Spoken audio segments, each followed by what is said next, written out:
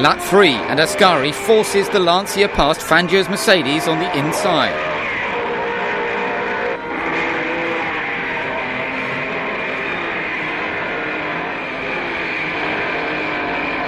Then Berra sends the dust flying, as trying to pass Shell's Maserati, he takes them both out of the race. Together with Berger's Gordini and Monditeghi's Maserati. No one is hurt, but Monditeghi is not amused. Ascari now has Gonzalez on his tail, with Fangio and Moss lying third and fourth. Villarace's Lancia packs up, so he takes over Castellotti's car, when Eugenio is overcome by the extreme heat, 52 degrees centigrade, 126 degrees Fahrenheit at track level. Alberto extends his lead, but on lap 22, the handling of the Lancia catches him out, and he has to walk home. Gonzalez is driving superbly, but is handicapped by injuries received when he crashed during the Tourist Trophy in Dundrod. Watched by his president, he stops to let Farina take over his Ferrari. Meanwhile, Fangio leads, and after some Italian operatics, Farina gets away in Gonzalez's car. Moss is suffering from the heat, and his Mercedes is suffering from a fuel vapour lock. They are forced to retire after 29 laps. 5 laps later, Fangio stops to cool off in the shade of Alfred Neubauer and have 4 new wheels fitted to his Mercedes. After a leisurely stop of 3 minutes, he rejoins the race, which is now led by his compatriot Roberto Mires, who started his Maserati in 16th place on the grid. Sadly, after 2 laps of glory, Mires is forced into the pits for some 10 minutes to have a faulty fuel pump repaired. Fangio goes on his winning way, seemingly impervious to the heat, whereas the number 1 Ferrari has been driven by Gonzalez, Farina, Trantino, Gonzalez and Farina again, and the number 2 car by Farina, Malioli, Trantino and Malioli. After a remarkable 3-hour drive, Fangio wins the Argentine Grand Prix for Mercedes. The only other driver to complete the distance unaided is Roberto Mires, who brings his Maserati home in 5th place. All the Lancias have retired. The world champion receives an ecstatic welcome from his fans, and his 1955 season has got off to the best possible start.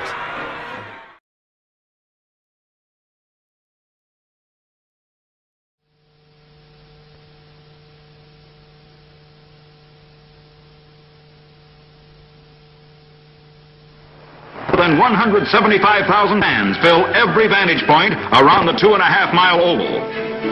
All eyes are on the pits as last-minute tune-ups are made before the challenge of courage, speed, and endurance. As time runs out, the Purdue University Band entertains in traditional ceremonies on the main straightaway.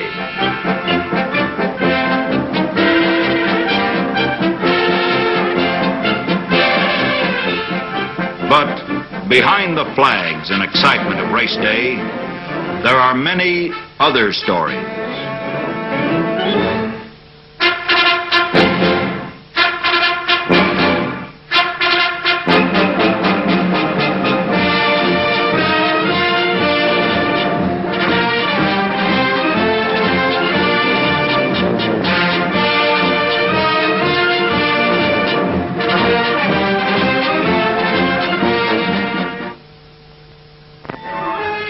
There is the story of the men behind the driver in the car, the mechanics who have sweated out the tests and time trials.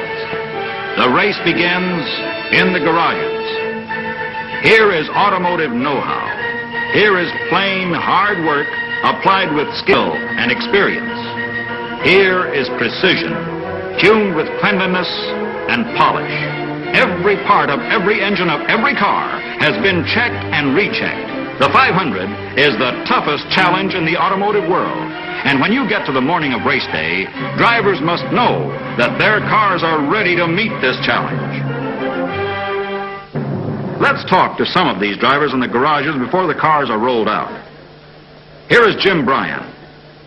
Jim Bryan, the 3A national champion, who 1 year ago today finished second in this 500-mile race. Jim, you then went on to become the 3A national champion with the greatest performance seen on dirt in post-war history, right? Well, that's what some of the people said. That's what the writers say, and the writers are never wrong. Jim, you used a terrific little automobile last year and finished in second. I understand it was a dirt track job, is that right? Well, yes, Russ, it was a conventional dirt track machine built primarily for dirt track racing. And I thought it was capable enough to drive it last year at the Speedway, and I still think it's a very fine automobile. And it performed well against all the so-called roadsters and everything last year. Well, the car itself gave you a little trouble in this race, didn't it? Last year, yes. In the later stages of the race, in lap 130, the front spring broke. It's a conventional front springer with two torsion bars in the rear. And the front spring broke, and a little later all the shocks fell off of her. The chassis itself actually broke up real bad. The engine, we had not one bit of engine trouble all through the race. The engine ran perfectly. Well, Jim, is that the same engine then that you used here that you used on the dirt to win your championship? Yes, that's the same engine we run second here in all our dirt races last year, which we won 5, and it's the same engine on our new chassis. What kind of rings you use in it? Well, perfect circle, naturally. I mean, we've had no ring failure at all, so, I mean, I think they're the best rings that can be actually put into an engine. We've had no motor trouble whatsoever to speak of all year long. And Clint Bronner, the mechanic, did a wonderful job the rest of the year, you know, keeping the car going, and I think we're real fortunate all through the year. Well, good luck to you. Well, thank you, Russ, and I think I'll go change and get ready now. Thank you very much. Big new number 6 with Bob Swikert, the driver, and A.J. Watson, chief mechanic, moves out into the early morning light of Gasoline Alley. Now listen, I want to get one thing straight. When I give you the signal that I'm coming in, you want me in on the next lap. Yes, right? one lap. Okay. How'd the engine look last night? Oh, I lifted the block last night and looked at the rings, and they were perfect. Put the same rings right back in. The same perfect circle rings? Same perfect circle rings. Okay, good deal. Now, one other thing. When we get the car jacked up, and you've made the change, Jack's going to give me the signal to take off and start pushing. Right. Is that right? That's right. Okay. And you're going to give me the seconds back for the guy behind with Right. the arrow forward with the seconds for how far the guy is ahead of me, huh? Right. Okay. Any other signals? No, that's about it. Just keep it simple. All right. Good deal. In the Bardall garage, driver Jimmy Davies talks things over with his chief mechanic. Well, this is the morning, kid. Well, you did a lot of work on the car. It ought to be all right, I guess. Well, the motor's just been thoroughly going through again since qualifying. We qualified 5th fastest, you know. And everything was in beautiful shape when we tore it apart. I contributed most of that to the use of Bardall, which we had never been using before. Yeah, well, the other day, you know, we was running about 5,000 RPMs, and I don't know what you did, but all of a sudden we started gaining about 200 at the bridge. Well, before, you know, I was only getting about 56, 5,700 at the end. Now I'm getting pretty close to 6,000 down at the end of the straightaway. You know, that's about the fastest that roadster's ever run. I know it. There's not many of them run much quicker. I know that. Engine really sounds sweet running around there. It sounds real nice and free. The engine feels real good. It doesn't vibrate, or it just runs free and nice as anything. It's run better, I think, this year than it's ever run before. The American Automobile Association carefully selects qualified officials who play a very important role in the certification of products used in these race cars during qualifications and the race itself. It is a serious business, both to the manufacturer of such products and to the drivers and mechanics who want every edge possible to meet competition. Reputable manufacturers are anxious to have AAA officials certify the actual use of their products because it adds actual proof of results. The motoring public benefits from the testing of products here at the Speedway through safety, design, and performance improvement that are made available to them in these products on the open market.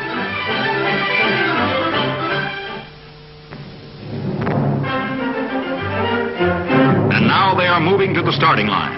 These cars and their drivers who are legends of skill and daring. The fans wonder at these sleek monsters and at the men who, in a moment, will hurl a ton of streamlined metal down a straightaway at 180 miles an hour and then crowd into the groove with 32 other thunderbolts.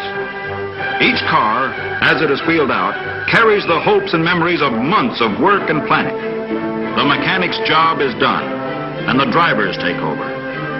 Flying Jack McGrath in number 3 is his own chief mechanic. When it doesn't go, he says, he stands on it a little harder. There's no one to blame but himself. But he remembers when it did go. like a bomb.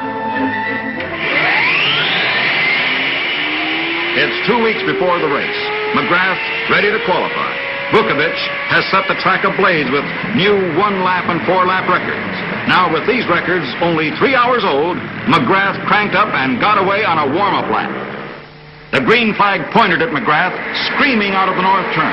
He was on it, rocketing through the first turn faster than any man in Speedway history.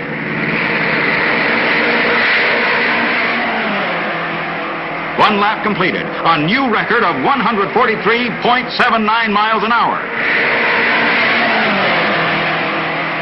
Watching his records crumble, Bill Vukovic. Coming up to the checkered flag and a new 4-lap record, 142.58 for the 10-mile run. Driver, mechanic, the fastest of them all. 500 miles to go.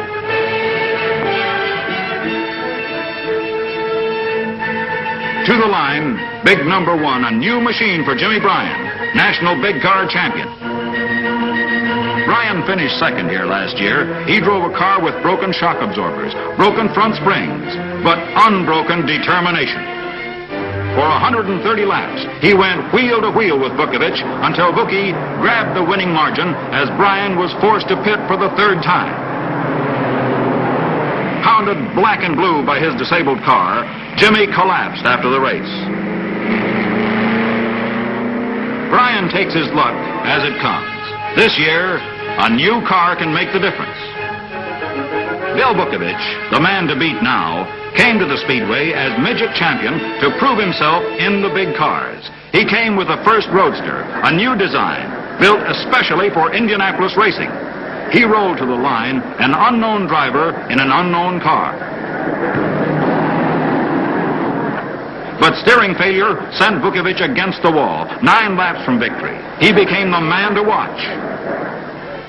And watch they did, as Vukie raced 1,000 miles without relief to win twice in a row. Only 2 other Speedway immortals, Wilbur Shaw and Maury Rose, have accomplished the same feat. Vukovic, biggest money winner in Indianapolis history and holder of more records, trying now for the record no one has. 3 wins, back-to-back. Other veterans here today have helmets full of Indianapolis memories. Former national champion Tony Bettenhausen knows what it means to take the wheel here on the bricks. Tony, in a qualifying run 3 years ago. He was on his way to break the record in number 99 and ran into real trouble.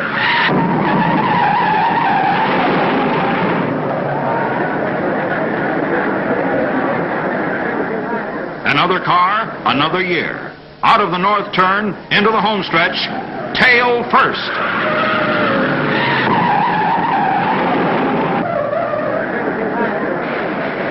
And another 500, this time with the temperature breaking records. Heat exhaustion forced him out of the race. Ready now for 200 more grueling laps.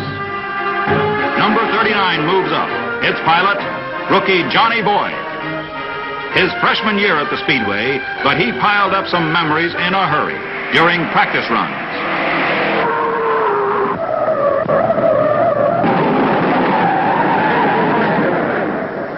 The spin wasn't too bad, and it wasn't as long as some of them I've seen around here, except that the wall looked like the side of a 10-story building. Pat Flaherty, remembering the heat of 1953. He was cutting a wide path through the blazing afternoon until...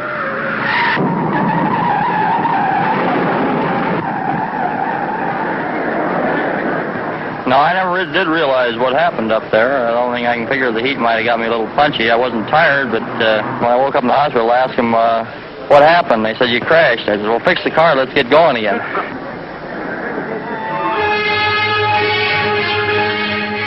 Here's number 33, a new streamliner with Jim Rathman, the jockey.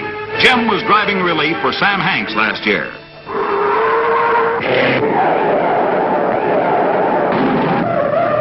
Crankshaft locked up, and that automatically locks your rear wheels up, and then only the good Lord can take care of you from then on.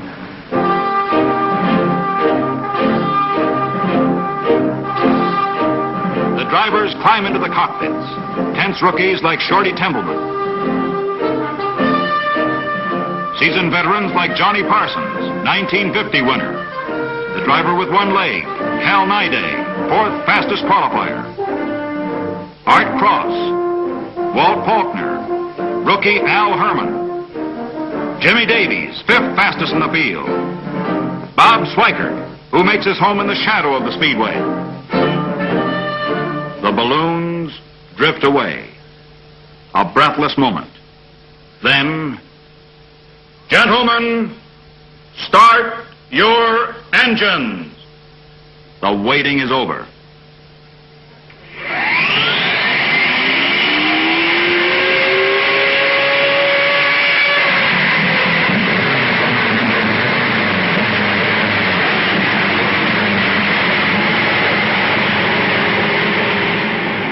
Three of the mightiest men and machines of the racing world, the fastest field ever to compete at Indianapolis, move away behind the pace car. They must go once around in parade formation, the fury of their engines in check, until they make a full circuit.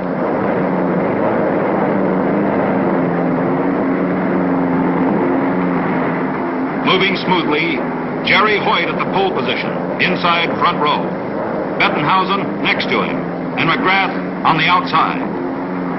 In the second row, all eyes on Vukovich in the center. Hanks next to him on the outside. Through the second turn, heading for the long back stretch. Now under the bridge, and the pace quickens as the pack moves up the backstretch.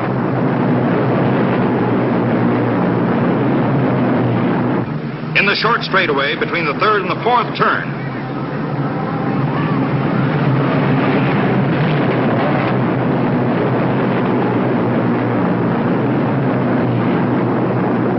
And here they come.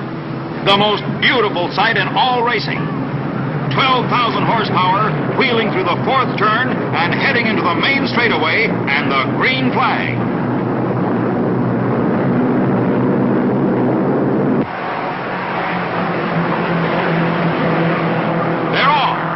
Beautiful start.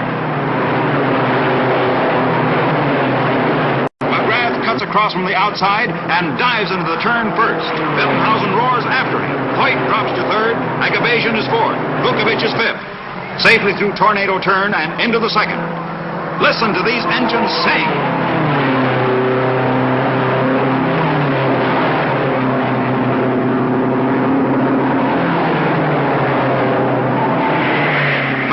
Streaking away.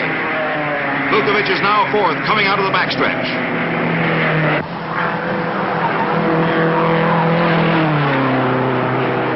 Vugie closes in on Hoyt at the end of lap 1. And he passes Hoyt to take third place. Into lap 2, McGrath tries to patent his lead as Vukovich fights Bettenhausen for second place. The crowd comes to its feet watching Vukovich make his move. Up the backstretch, Vukovich passing, moving into second place. Bettenhausen now third. Vukovich racing to a showdown with McGrath.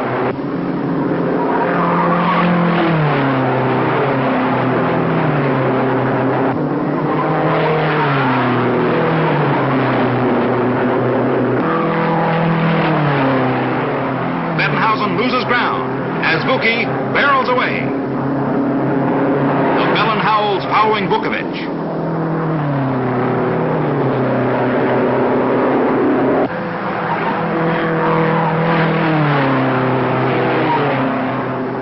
A thin wisp of smoke trails from McGrath's car as Vukovich keeps up the pressure.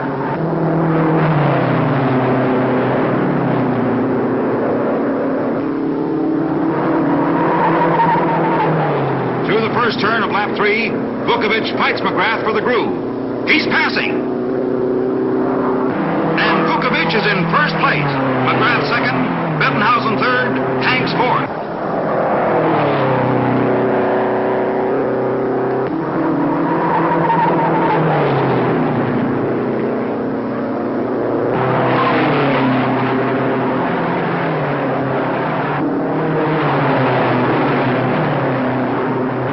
Vukovic keeps right on charging. McGrath is in some kind of trouble.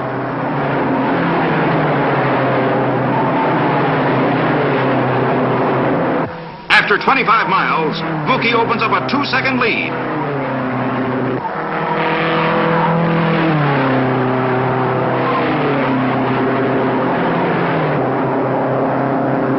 Jimmy Reese pulls into the pits. A broken connecting rod makes him the first out of the race.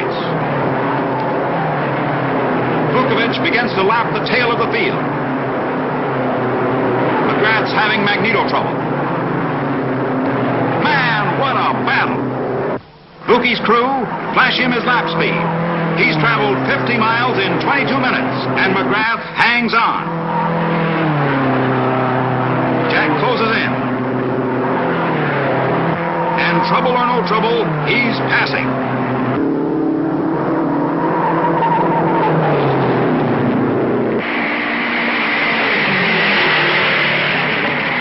Vukovic cuts dangerously low to pull even, but Flying Jack won't give way. Vuki, lead-footing it all the way, turns the fastest race lap of Speedway history, 141.35 miles per hour, and takes the lead again. After 100 miles, Vukovic moves smoothly as ever, showing his tailpipe to the field. McGrath 10.5 seconds behind, his car fouled with exhaust fumes. Jerry Hoyt heads for the pit. Oil pump failure, and he's out of the race. His uniform is spattered with oil, but none left in the engine. Tough luck for this 26-year-old pole position winner. He tells his sad story to Jimmy Reese, the first man out of the race. There's nothing left of Jerry's victory hopes but an oily spot on the apron. McGrath's engine is still giving him trouble. Bob Schweikert's crew signaled the end of 125 miles, a quarter of the race. Schweikert in 4th position leads Bryan by a split second. McGrath comes into the pits after 135 miles. Vukovic has moved away to a 17-second lead before McGrath pitted. Schweikert and Bryan flash by as McGrath's crew change wheels. McGrath is leaving his car. Jack is his own chief mechanic, the only driver mechanic in the race, and he's calling for a wrench.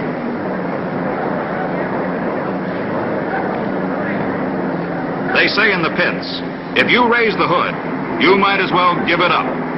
But sometimes you keep trying.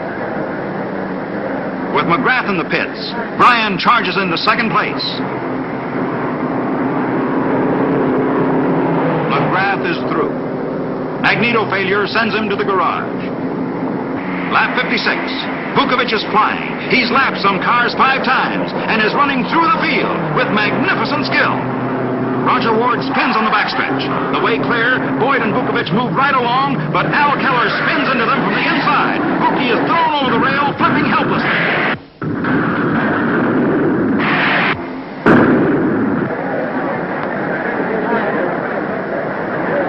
From a point directly opposite the bridge, the incident looked like this. Boyd's car, number 39, is thrown on its back and skids to a stop. Boyd is trapped underneath. Keller, in the car that started it all, waves frantically to warn other drivers. Ed Elysian, a close friend of Vukovic, stops his car and risks his life, crossing the track to go to Vuki's aid. Keller rushes to Boyd, trapped under his car, still in the path of the other drivers. Vuki's car, a blazing and battered wreck. Keller and Speedway guards roll Boyd's car upright. Miraculously, Boyd has only friction burns from skidding on his back with his car on top of him. A mile away in the pits, McGrath senses something. All cars are slowed down by the caution light. Tony Bettenhausen heads for the pits. Vuki's crew on the pit wall searched anxiously for their man. Cal Naiday pits as Vuki's crew waits. Jim Bryan pits. He was running second behind Vukovic. Vukovic is now long overdue. Paul Russo takes over in Bettenhausen's car. These two men had a relief driver agreement to share the ride. White-faced Tony Bettenhausen passes the news of what he has seen on the backstretch. Then the announcement. Vukovic, two-time winner of the 500, has suffered fatal injuries in the four-car crash. Jimmy Bryan, now in first place, rolls onto the track under caution signal. The track is clear. After 16 caution laps, the green flag flies again. Bryan in the lead. Bob Swikert only 5 seconds behind. Bryan suddenly begins to lose power, and the field moves in on him. Bryan is passed in the first turns by a straggler, and Bryan's chief mechanic, Clint Brawner, asks, "What's wrong?" Bryan is trailing smoke.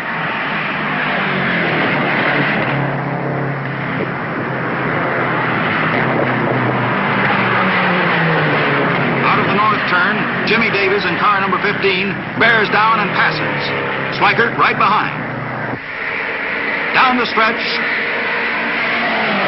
And now Swikert takes the lead. On the next lap, Swikert is alone. Where's Bryan? Jimmy slows down to pit. His exhaust ports covered with smoke.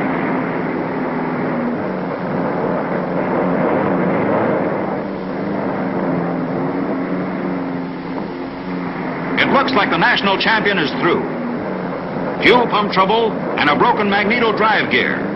Bryan is definitely out. And is he mad?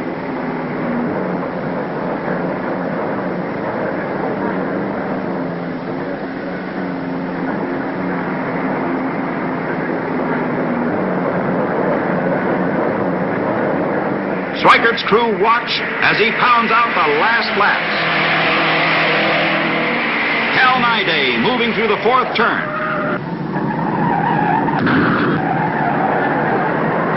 His front axle snaps. He slams into the wall, then rolls across the track to the infield. Naiday is hurt, and his car, which was fifth at 425 miles, is washed out.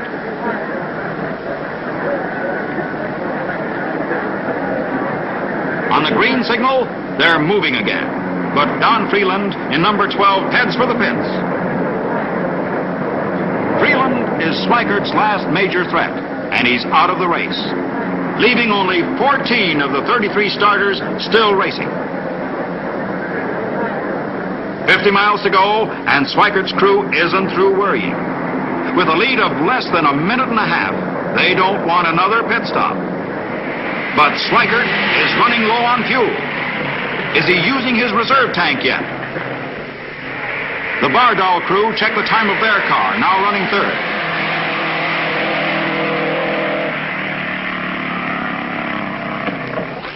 Swikert's timer sweats it out. Bob has eased off the throttle to save fuel. Dinah Shore leads the trophy to victory lane. But Swikert's worries aren't over.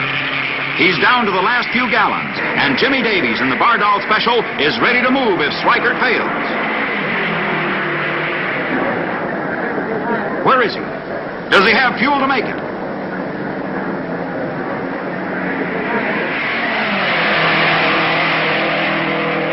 The crowd comes to its feet.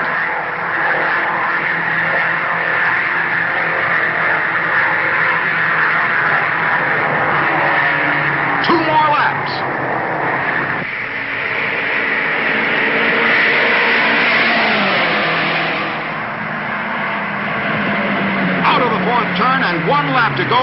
There's the white flag. Tony Bettenhausen in second place gets the white flag. The last lap. The checkered flag for Bob Swikert. The waiting, hoping, sweating is over for the mechanics. The fellow in the dark coat going wild is car owner John Zink. A big pat on the back goes to his chief mechanic. On to the winner's circle. The mechanical masterminds who prepared Swikert's car. including his car owner, a man who paid $30,000 for a roadster just to have the privilege of changing a tire. Here he is, 500 miles in 3 hours, 53 minutes.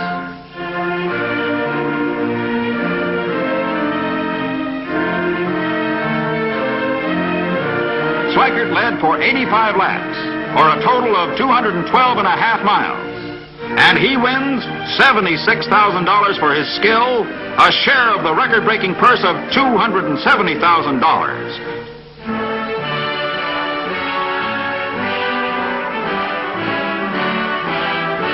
Schweikert gets a victory kiss from Dinah Shore and from his wife, Dolores, to end an unforgettable 500.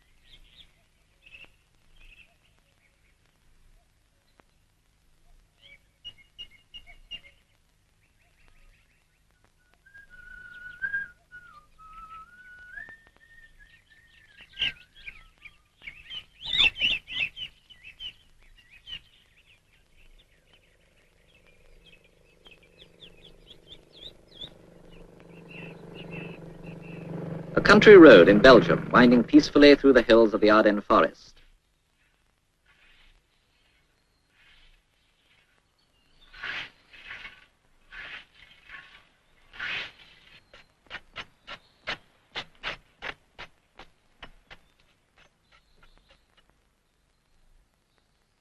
But from time to time, his peaceful life is ripped apart, and the road is now being got ready for different and exciting things.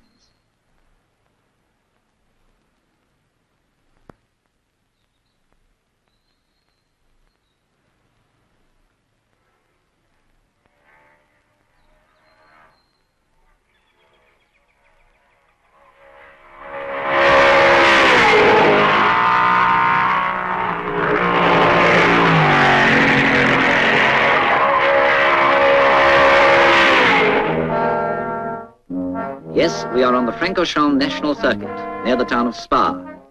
9 miles of ordinary country roads form a triangle that is one of the finest and fastest motor racing circuits in Europe. At the apex of the triangle, the hairpin of La Source and the start of the circuit.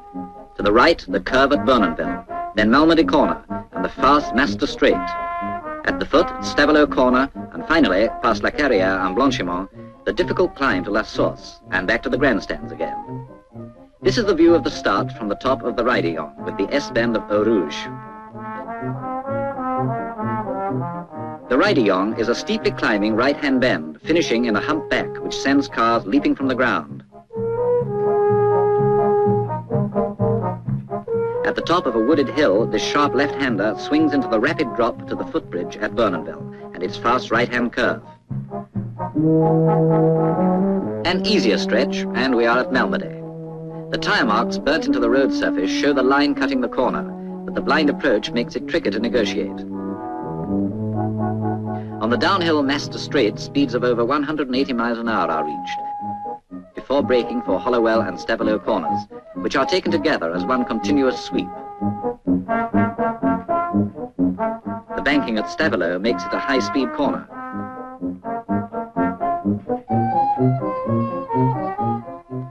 Now for the winding uphill return run. Easy enough until the wooded corner at La Carrière, which the experts whip through at almost full throttle. But there's a ditch to catch a misjudged exit. After that, it's the masked corner at Blanchimont and its menacing post number 9.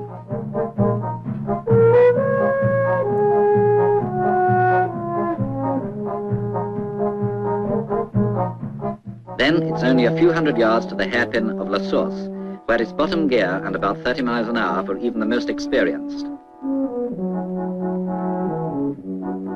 The end of the 9-mile lap covered 36 times in the race in under 3 hours.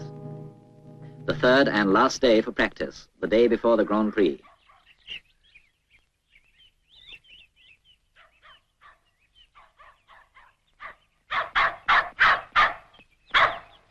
Fierce competition is expected, for yesterday Castellotti in a Lancia broke all records by lapping at nearly 123 miles an hour, faster than the favourite Fangio in a Mercedes. Then the weather breaks, rain beats down.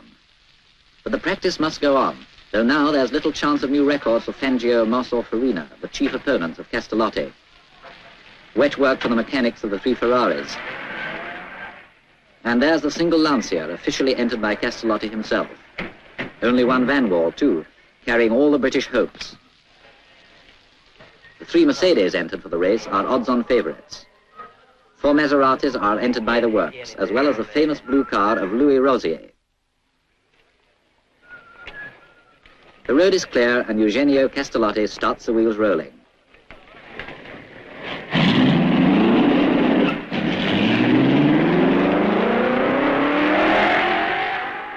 Sterling Moss is in the Mercedes training car, carrying the letter T.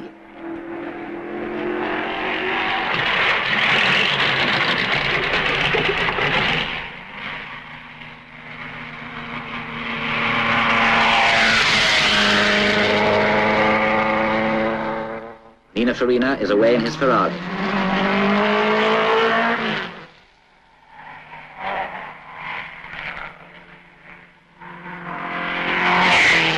In this weather, nearly 5 minutes to do a lap.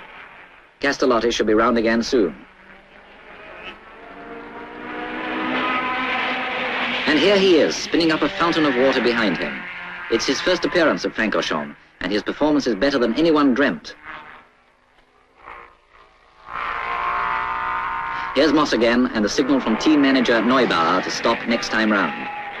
Tomorrow, this 9-mile lap will be covered 36 times, a distance of about 320 miles.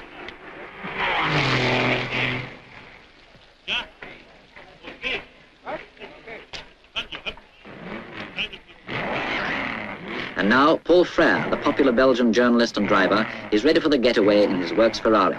A glance to check that the road is clear, and he's off.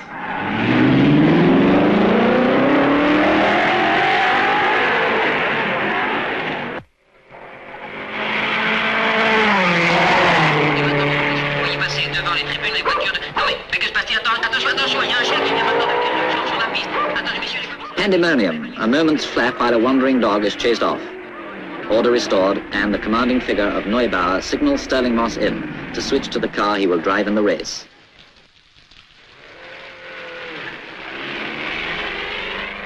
There goes Rosier's Maserati, and Castellotti again.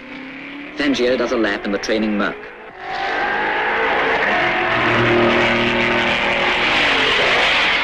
"5 o'clock, and the last practice is over.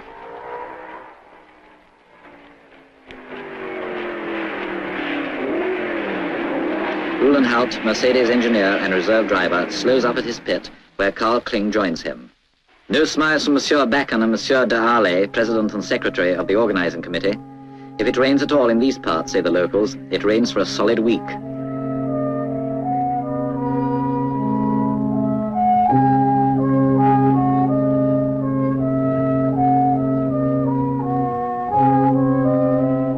In the gloom, the cars motor back to their garages, almost unnoticed. But the mechanics are going to be busy for hours ahead. And the few remaining spectators splash home, hoping, but not very hopefully, that tomorrow will be fine. And so it is. The morning of Sunday the 5th of June is bright and clear. The 13 cars are being given their last tune-up out in the sunshine. At Spa, Mike Hawthorne's Van Wall is breathed over by its British mechanics. The Maserati stable has entered 4 cars, whose drivers are Padisa, Musso, Mérez, and the great Frenchman Jean Barra, here with his compatriot Rosier. Sterling Moss had promised his private Maserati to the Belgian Johnny Klaas, but no amount of advice is going to get it on the road for this afternoon.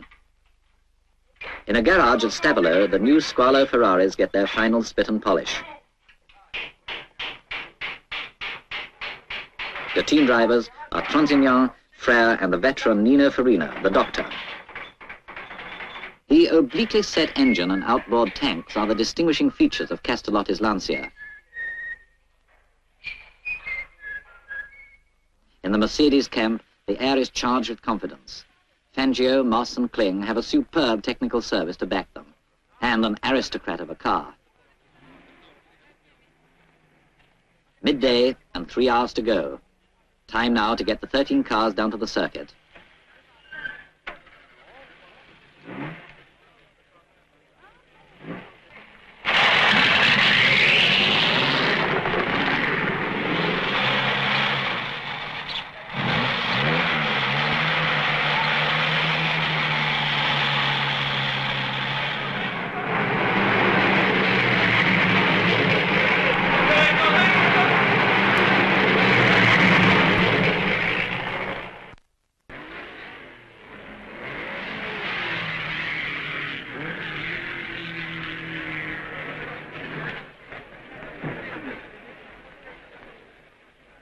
The Lancia and the Maseratis are lined up in front of their pits. Already the grandstands are beginning to fill. At the clubhouse of the Royal Automobile Club of Spa, there's a brisk trade in aperitifs. Monsieur de Keyser, president of the Belgian national team, arrives. Monsieur Sven, course administrator, and Monsieur Vos, president of the club. Jacques Soiters, Belgian driver, on the right there.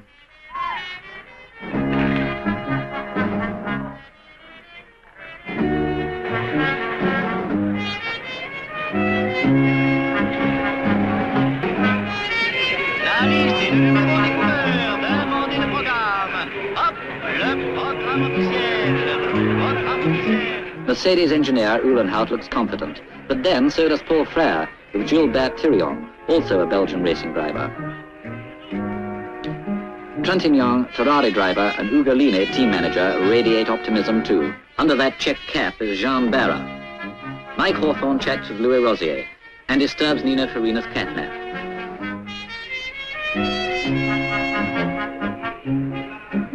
Fangio and Mérez fans pull out the stops to whip up support. And now it's time for the cars to be pushed out to the starting grid. The briefing is on the track itself. Rennie Backham, president of the sporting committee of the RAC of Belgium, addresses the drivers.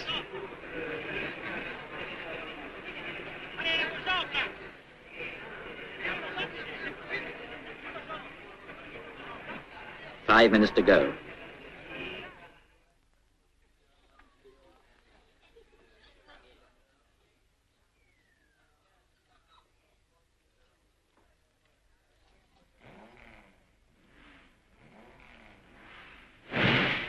The drivers climb into their seats.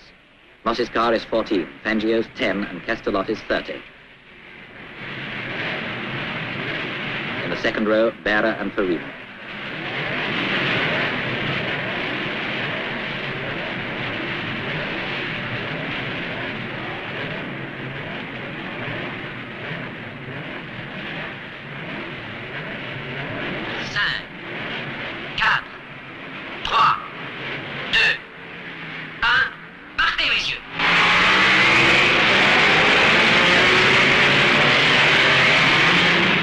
At Rideyong, Fangio is in the lead, in front of Castellotti and Moss in third place. And then the field.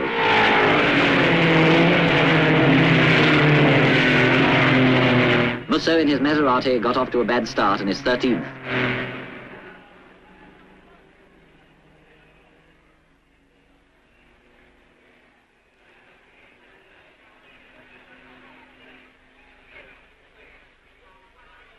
Vernonville, 2.5 miles on.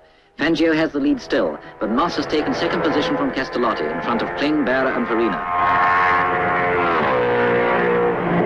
then Hawthorne, Trintignant, Meirez, Pediza, Rosier and Musso. Master, always Fangio in front of Moss and Castellotti. But Farina has passed Berra.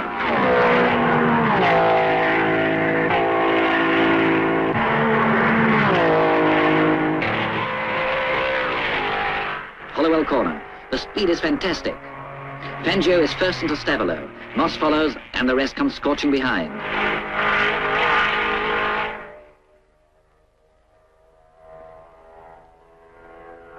At the beginning of the return ascent, Fangio is on his own in front, but Sterling Moss isn't far behind.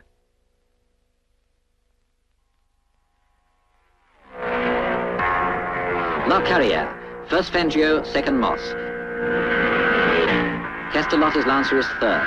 Fourth Kling, fifth Farina, then Berra sixth. The Mercedes leaders at La Source.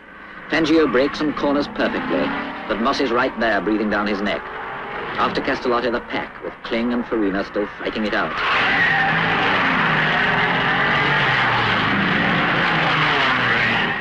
First lap.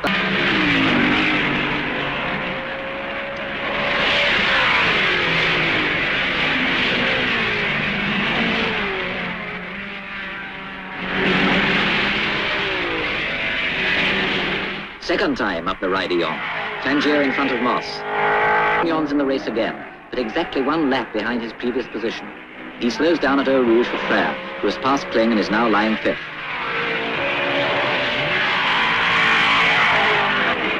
Signal to Castellotti that Berra is out of the race. But is he?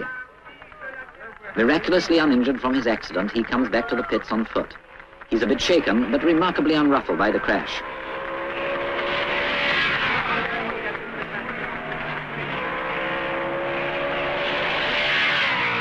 He's putting on his helmet again. It looks as if he's going to take over one of the other Maseratis.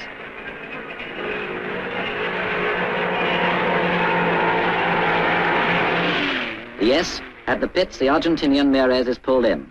Berra is going to drive number 24. And there he goes.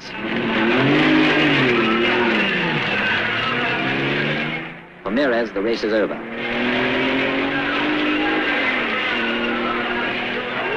Fangio passes the wreck of Berra's car at the end of the 7th lap.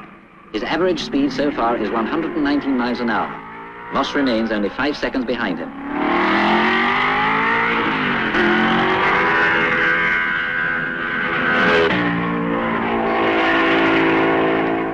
With Berra's original car out of the running, the duel between Frère and Kling is joined by late starter Musso.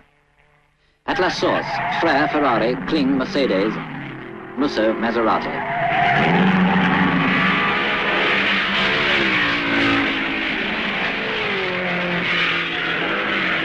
Now, Kling puts on a spurt and passes the Belgian driver. After 80 miles of brilliant driving, Musso has overtaken 8 cars. Paul Frère's back to 7th place.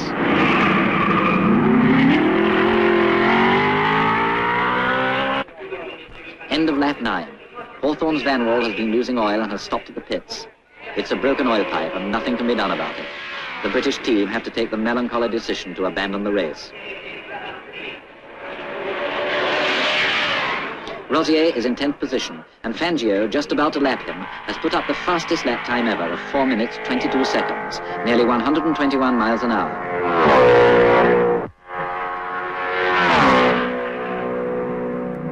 40 seconds behind comes Castellotti, with Farina 4 seconds later.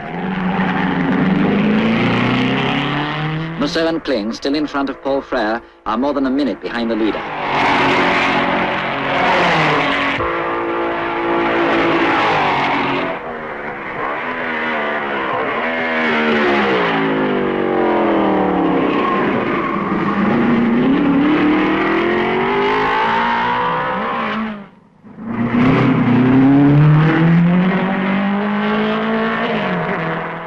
By a piece of fine driving, Kling passes Musso at Malmedy. But on the 13th lap, the Maserati is once again the leader of this private race.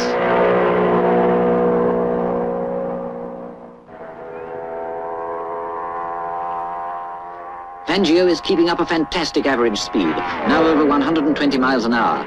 And as always, Moss is right there behind him. Fangio accelerates again. The 15th lap is covered in 4 minutes 20 and 8/10 seconds, with Moss now 13 seconds later. Castellotti is 50 seconds behind Fangio.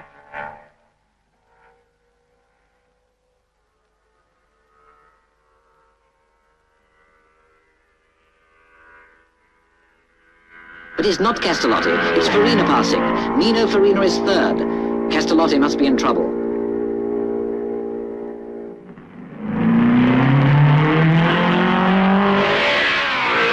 News comes to the pits that Castellotti has retired at Malmedy with gearbox trouble.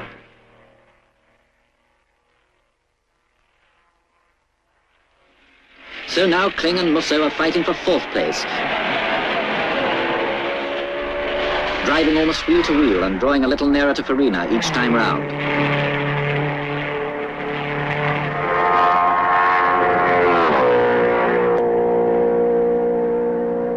The halfway mark, and a new lap record for Fangio. 4 minutes 20 and 6/10 seconds, 121.9 miles an hour. Moss gets a pit signal to maintain his speed. On lap 19, Kling takes the lead again, but Musso is slowing down, and he stops at his pit.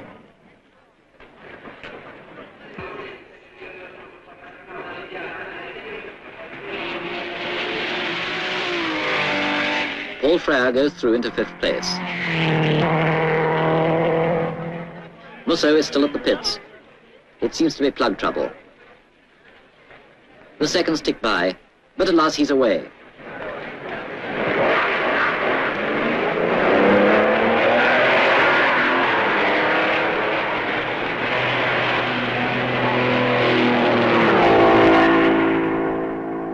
One lap later, the Maserati's in again. This time it's not plugs, it's a broken rocker arm. Only 5 cylinders of his engine will work now, and it'll be a minute or two before he rejoins the race. There goes Berra into 6th position. In the lead, Fangio demonstrates his mastery of the Mercedes. In spite of the increase in average speed, Moss is still close to his teammate. As they pass the pits at the end of the 22nd lap, Neubauer signals his orders to Moss. Carl Kling is still 4th, but not for long. He too has to stop at the pits. Bad luck after the performance he put up in his fight with Musso.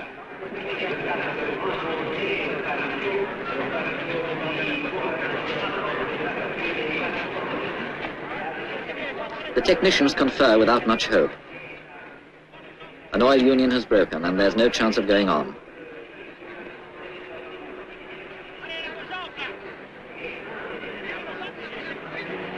So now we have Fangio, Moss, Farina, and Paul Frere. Belgians could not have hoped for more.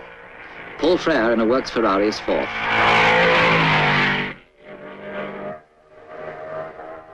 For some, it's now time to relax and enjoy the scenery.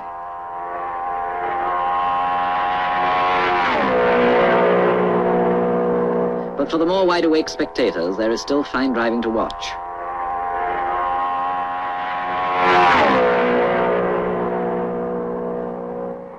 Speeds are reduced a little now, for the road is getting slippery with rubber and oil left by the cars. But there goes Fangio again, still driving a hard race.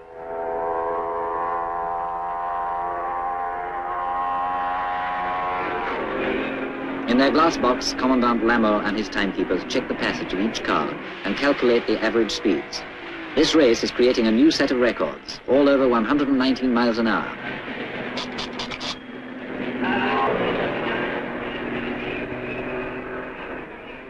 Yellow and blue flags shown at the Ferrari pit indicate to Farina and Frere, 3rd and 4th, that it is enough to maintain their speed without pressing.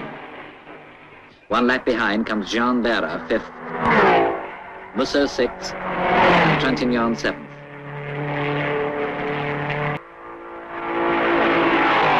These two cars have not been parted throughout the race. Only 6 laps to go. Nothing to report in the past half hour. But you wouldn't think so watching the Argentinian commentator broadcasting to Fangio's supporters in South America. He started talking nearly 3 hours ago, and the marathon has another half hour to run.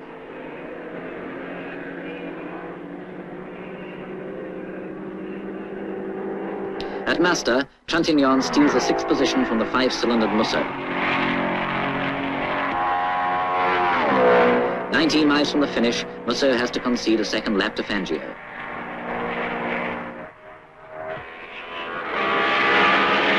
The last lap. Trontignan guns his Ferrari and avoids being overtaken by the leader for the second time.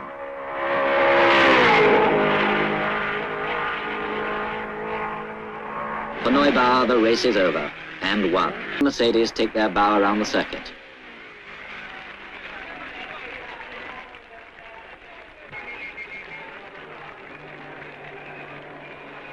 The dogged effort of Nino Farina has brought Ferraris a splendid third.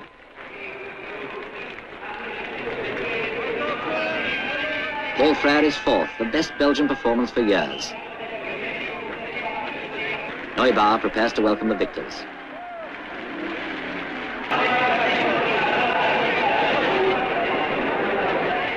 On the rostrum, Prince Amaury de Marod, president of the Royal Automobile Club of Belgium, offers the traditional bouquet to the champion.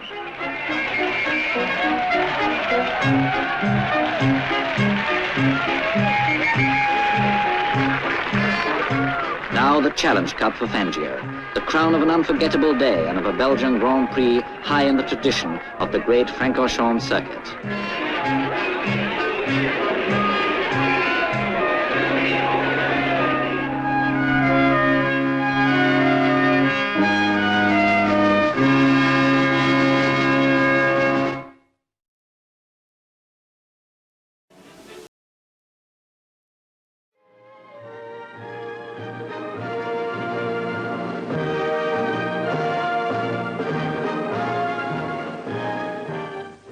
Saturday, July the 16th, and a fine sunny day over Liverpool docks. Sticking out through the industrial haze are the shipyards of Camot-Laird and the Liver building with those fabulous birds on its roof.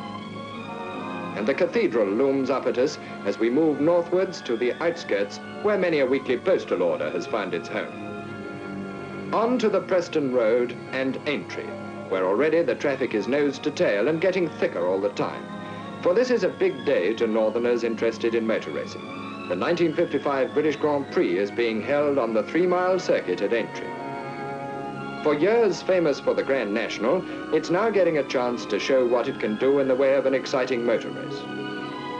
Starting well with a lovely warm and sunny day, it follows with the appearance... I don't ever slow up, no I don't take shit, I got no love for the fakeness. If you wanna play tough and wanna hate this, I'll always show up.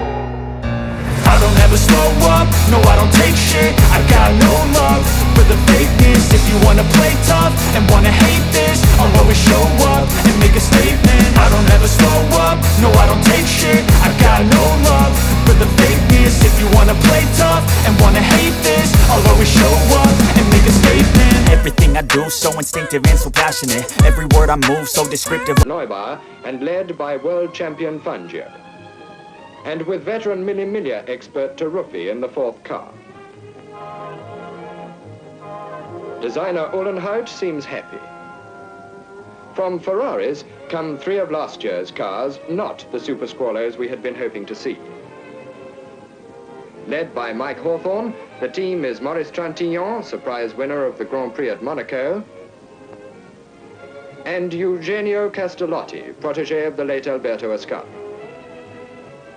Maseratis have the largest number of cars in the race, with 4 private entries and 4 in the official team, which is led by Frenchman Jean Berrat.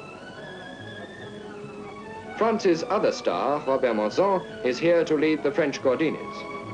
Back at the wheel of a Van Wall, which he had to leave so quickly at Silverstone, is Ken Wharton. Driving the second Van Wall is handsome Harry Schell. To introduce the Grand Prix drivers to the crowd, the BARC produces a seemingly endless row of Austin Healys to drive them round. Some, like Fangio, we all know, but young Musso is a new face to many. And Carl Kling, talking with father and son Moss, is a comparative stranger. The parade sets off on its tour around the circuit. Sterling and Taruffi. Hawthorne, Mike Sparkin, Ken Wharton. Mieres, looking as though he's won the race already.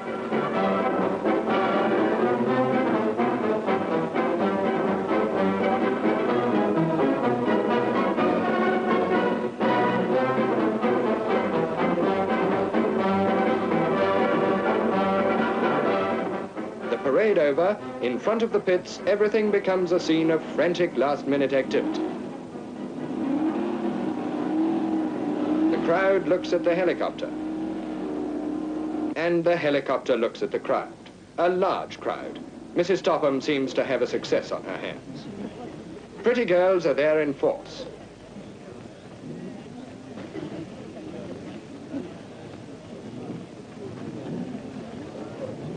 Some even seem ready for the end of the race before it started.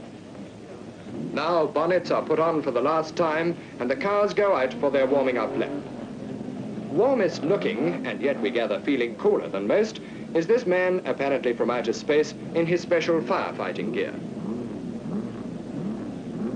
Now out on the grid, the cars take up their positions.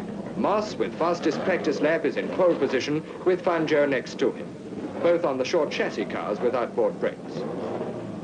Jean Berrat's Maserati has stolen third place from Klingen to Ruffi, but Neubauer keeps his thoughts for the finishing order.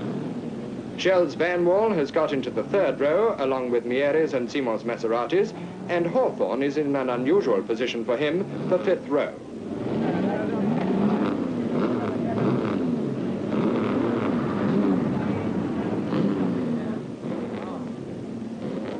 I wonder what Neubauer is telling Fangio.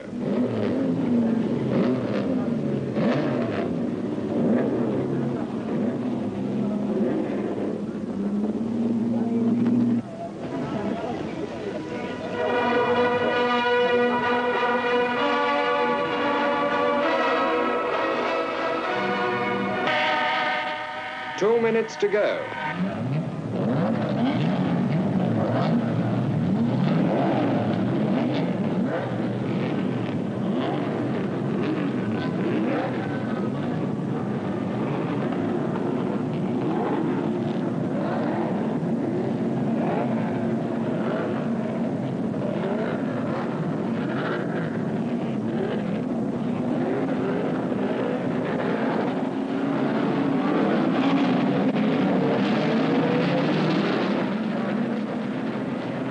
And Shell have stalled and have to be pushed off.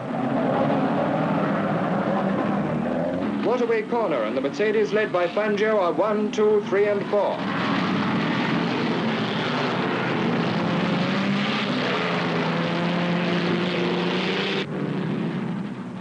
From the air we see them as they pass Anchor Crossing and go along Sefton Straight into the loop.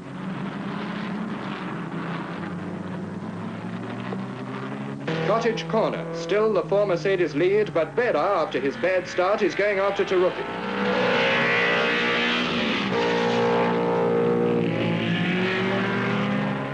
Rolt, number 36, leading British car, is in 16th place as they go through the other half of the loop at Country Corner. Now the leaders approach Beeches, and Berra has passed Taruffi to take 4th place.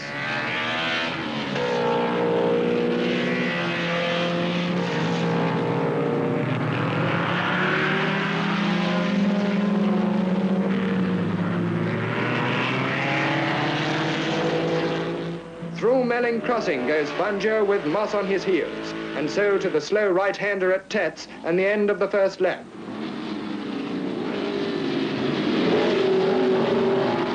Fangio and Moss go past, but it's Berra in 3rd place, then Kling and Taruffi. And now, in this first lap, coming slowly round Tats, is the first casualty, Simon on the Maserati, who goes straight into the pits with gearbox trouble. In the lead, Fangio is pushed by Moss, who sits right on his tail.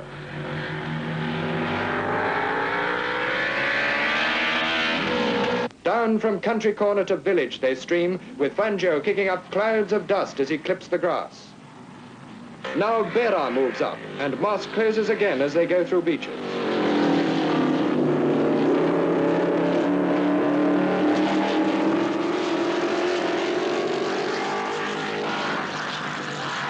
At Tats, Berra is really breathing down their necks.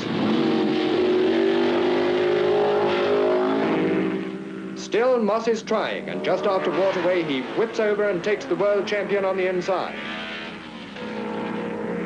And so a British driver leads in the British Grand Prix, albeit in a German car.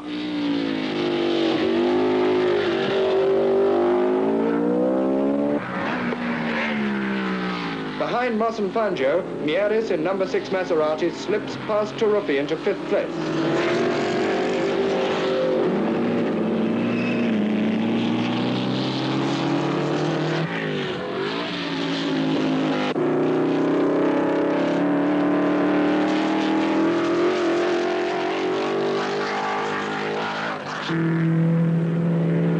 No one can live with the pace of the two leaders, but behind them Berra and Mieris are on equal terms with Kling and Taruffi. A clicking of multiple stopwatches by Neubar as Moss and Fangio scream past the pits. They take the same line through every corner.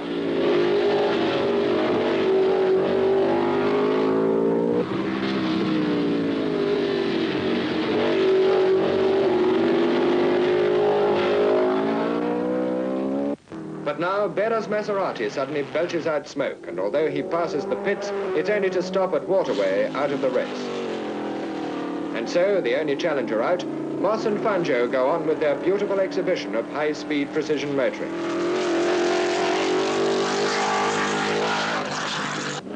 Castellotti is in for plugs.